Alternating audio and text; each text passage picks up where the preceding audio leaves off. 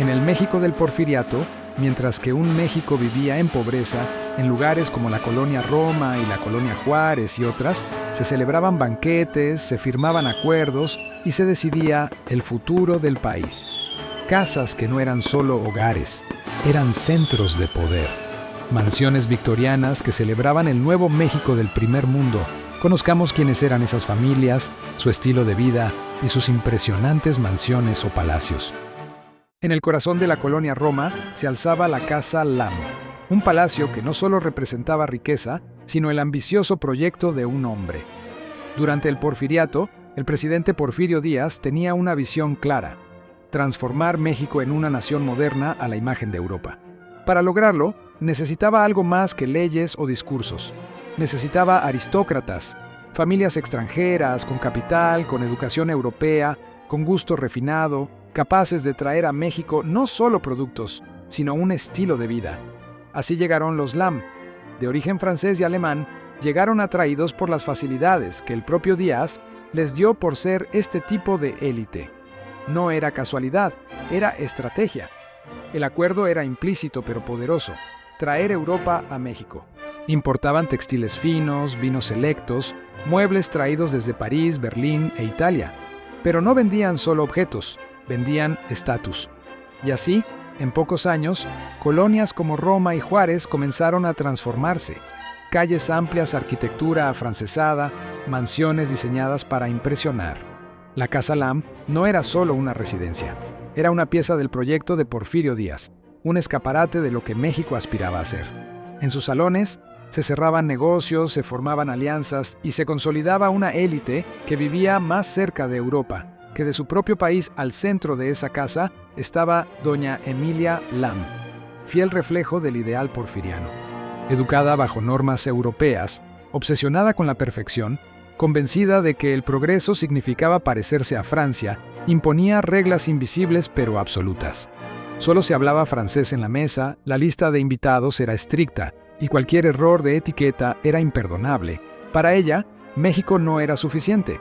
Este país será digno cuando aprenda a comportarse como Europa. Y en cierto modo, eso era exactamente lo que don Porfirio Díaz quería escuchar. Pero incluso en el corazón de ese proyecto, algo comenzaba a fallar. Isabela Lam, su hija, no compartía esa visión. Mientras su madre dominaba los salones, Isabela escapaba a los jardines. Le incomodaba ese mundo perfecto, porque no era real. Y fue ahí donde todo cambió. Ahí conoció a Mateo Campos Santos. No era europeo, no tenía apellido influyente, no era parte del México que Díaz mostraba, sino del México que quedaba fuera de ese proyecto. Había llegado como trabajador, pero no bajaba la mirada ante la belleza de Isabela.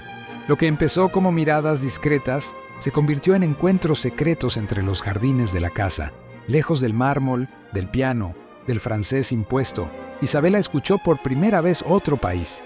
Allá afuera, la gente no vive como aquí. Cada palabra de Mateo era un misil en el mundo construido por su madre, y en el fondo, por el propio Porfirio Díaz. Porque la Casa Lam no era solo una casa, era un experimento, y estaba fallando. Una noche, durante una recepción donde se celebraban los avances del país, ese México moderno que Díaz quería mostrar al mundo, doña Emilia descubrió la verdad. No hubo escándalo, hubo control, hubo poder, hubo silencio. Eso no vuelve a ocurrir. Ese plebeyo no es de tu clase. Es prole de las todas vulgaridades. No es de tu categoría. Es una vergüenza a nuestro nombre, apellido y posición, hija mía. Aléjate de esa chusma indigna. Al día siguiente, Mateo había desaparecido, sin rastro, sin despedida, como si nunca hubiera existido. Isabela quedó atrapada entre dos mundos, el que su madre defendía y el que acababa de descubrir. Y mientras dentro de la Casa Lam todo seguía brillando con elegancia europea, afuera, el país comenzaba a romper con ese modelo, porque el México real no cabía en esos salones. Poco tiempo después estallaría la Revolución Mexicana, y con ella no solo caería un gobierno, caería toda una idea de país. ¿Crees que el clasismo en México se hizo más poderoso en el país con el Porfiriato? Coméntalo. Si quieres saber qué fue de Isabela y Mateo y cómo la Revolución Mexicana los volvió a cruzar en bandos opuestos, no te pierdas un próximo video. Mucho antes de que Porfirio Díaz soñara con un México moderno, ya existían familias que habían gobernado este país desde la sombra. Pero durante el Porfiriato, ese poder comenzó a desvanecerse, y pocos lugares lo reflejaban mejor que el antiguo Palacio de los Condes de Buenavista. Lo que alguna vez fue símbolo absoluto de dominio, ahora era un recuerdo incómodo. Un palacio enorme. Para una familia que ya no controlaba el país, el último heredero que aún se aferraba al pasado era don Ignacio de Tagle, descendiente directo de los antiguos condes, orgulloso, rígido y completamente fuera de su tiempo. Mientras nuevas familias, banqueros, empresarios, extranjeros, ganaban poder gracias al modelo de Porfirio Díaz. Don Ignacio seguía creyendo que el linaje era suficiente. Nosotros no necesitamos adaptarnos, este país nos pertenece. Pero el país ya no funcionaba así. Dentro del palacio, alguien sí entendía lo que estaba pasando. Elena de Tagle, hija de don Ignacio, educada en la tradición pero testigo del cambio. Ella veía cómo el palacio se vaciaba, cómo las influencias desaparecían, cómo su apellido dejaba de abrir puertas. Y entonces apareció él, Eduardo Lam, parte de esa nueva élite, extranjero, empresario, representante perfecto del México que Díaz estaba construyendo, un hombre sin título. Eduardo no necesitaba el apellido Tagle, pero Elena empezaba a necesitar lo que él representaba: modernidad, movimiento, futuro. Sus encuentros comenzaron con aparente inocencia, visitas formales, conversaciones sobre negocios, paseos por el palacio, pero pronto se volvieron algo más, porque en él, Elena veía una salida, y en ella, Eduardo veía algo que el dinero no compraba: legitimidad social. Dos mundos completamente distintos, intentando unirse. Cuando don Ignacio lo descubrió, no vio un romance, vio una invasión. Para él, Eduardo Lam no era un pretendiente, era el símbolo de todo lo que estaba reemplazando a su familia. Primero nos quitaron el poder, y ahora pretenden quedarse con nuestro nombre. Pero la realidad era más dura. El poder ya se había ido. Mientras el porfiriato avanzaba, el antiguo orden terminaba de derrumbarse. El palacio seguía en pie, pero ya no imponía respeto, solo historia, y familias como los Tagle enfrentaban una decisión imposible: adaptarse o desaparecer. Pero esta historia no termina aquí. Elena eligió el amor o su apellido. ¿Eduardo realmente la amaba o buscaba consolidar su lugar en la élite? ¿Y qué fue capaz de hacer don Ignacio para evitar que su linaje se mezclara con ese nuevo México? Porque en tiempos de cambio, no todos sobreviven igual.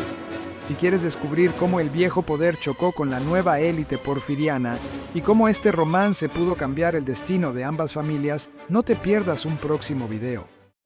En una de las calles más elegantes de la colonia Roma, se levanta la Casa Prunes. Una casa que, a simple vista, parece solo otra muestra del lujo porfiriano, pero que en realidad es parte de un proyecto mucho más grande. Durante el porfiriato, el presidente Porfirio Díaz tenía una obsesión: que México dejara de parecer México y comenzara a parecer Europa. Y para lograrlo, impulsó la llegada de arquitectos, inversionistas y familias que trajeran consigo ese estilo de vida. La Casa Prunes es resultado directo de esa visión, diseñada con una fuerte influencia europea, con detalles que evocan el Art Nouveau y la arquitectura francesa. No era solo una vivienda, era una declaración de estatus. Don Federico Prunes, propietario de la casa, empresario, ambicioso y completamente alineado con el proyecto de Porfirio Díaz. Don Federico entendía algo clave: en el Nuevo México, el dinero podía abrir más puertas que cualquier apellido antiguo. Se dedicaba a negocios vinculados al desarrollo urbano, inversiones y comercio ligado a Europa. No venía de la nobleza, pero estaba construyendo algo más poderoso: influencia moderna. El futuro no pertenece a los que nacen con poder, sino a los que saben comprarlo. Pero había algo que el dinero no podía comprar fácilmente: aceptación total. A pesar de su riqueza, la vieja élite aún lo veía como nuevo rico, alguien que imitaba pero no pertenecía del todo, y eso lo obsesionaba. Cada detalle de la Casa Prunes estaba pensado para demostrar lo contrario: muebles traídos de Europa, decoraciones refinadas, recepciones cuidadosamente organizadas. Todo tenía un objetivo: ser aceptado, cueste lo que cueste. Y entonces apareció la oportunidad perfecta. Victoria Prunes, su hija, elegante, educada en Europa, pero atrapada en un papel que no eligió. Don Federico tenía un plan claro: casarla con alguien de apellido antiguo, alguien que le diera lo único que le faltaba: legitimidad social. Ese alguien era Alejandro de Tagle. Sí, descendiente de la familia del Palacio de los Condes de Buenavista, un apellido en decadencia, pero aún respetado. El acuerdo era perfecto en apariencia. Los Prunes aportaban dinero, los Tagle aportaban nombre, pero Victoria tenía otros planes. Antes de ese compromiso, ya había conocido a alguien más. Tomás, un joven arquitecto, sin apellido poderoso, sin fortuna, pero con algo que definía el Nuevo México: talento.